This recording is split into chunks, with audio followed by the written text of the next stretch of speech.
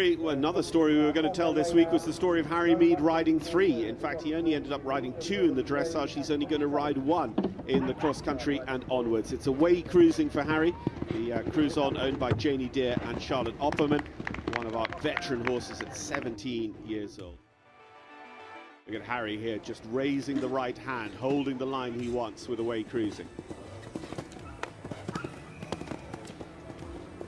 Very confidently going on that 5 strides to the final element there. You could just see the confidence and the partnership there between horse and rider. Love to see the round continue as it did between B and C of that Huntsman's Close, because he finished the turn he wanted. He saw that his line was dead on to the C element and he went for it.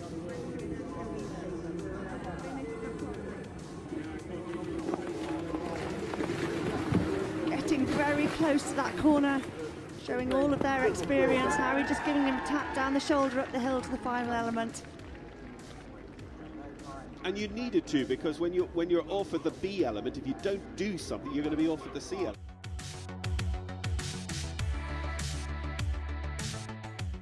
He score, he was top 25 after dressage on 34.6, but I think we can see that it's going to be a real change of the order after dressage today. Not least the time penalty is going to make a big difference of people moving up and down with the scores stacked so close.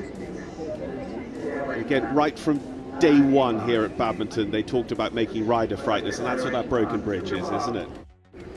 But the horses just pop over it as if it's nothing.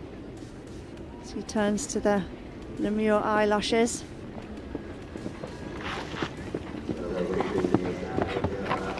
Very confident. You just saw Harry be really committed from a long way out there. 3 or 4 strides out, he said, "I've got what I want, let's go." Cruising, and Harry climbing up the hill from the Countryside Alliance fence to get ready for the Mars Sustainability Bay. We saw Sarah Ennis and William Fox Pitt both up, only by fractions really, 2 or 3 seconds. Harry is going to be a shade down, I think. Oh, he's gone straight. You just thought that in the water, didn't you? He didn't look right, he stayed looking left, he stayed out on his line coming up that bank, and I thought in true Yorkshire way, hey up, we're on here. Beautifully done, so committed, very definite, he really made it happen, but he gave the horse time to read the question. And that was so interesting that Harry's split time that I was busy looking at was 4 seconds down, whilst in the middle of the screen he was piloting this grey horse straight up out of the Sustainability Bay water. So he is right there with Sarah Ennis and William Fox Pitt's time. A little bit sticky there, as many who've gone fast into the hollow in front of the fence have done. But he set him up nicely as if it was a coffin. Another element to that. He came down very balanced, and Harry just getting into the horse and saying, come on.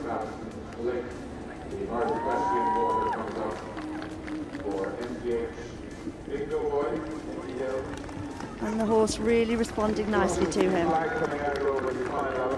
Through there as we come back to the big drop. The trot steps. Oh, he just leaves a leg there. How interesting. Now he's quickly got to try not to cross his tracks and get back to the long route. I think that would be very, very marginal whether he crossed his tracks there. I think he would be lucky, I think, to get away with that, and of course so much time wasted here as well. This is such a tragedy after what had been a cracking round to this point. Here we go. This is where we need a football telestrator. We need to be starting to draw lines on the ground. So he's that side of that tree stump.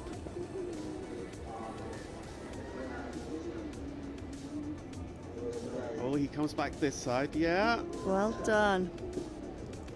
I mean, and that's clarity of thought, because, you know, you can just imagine everything going out the window in your mind when that happens. Combination fence here.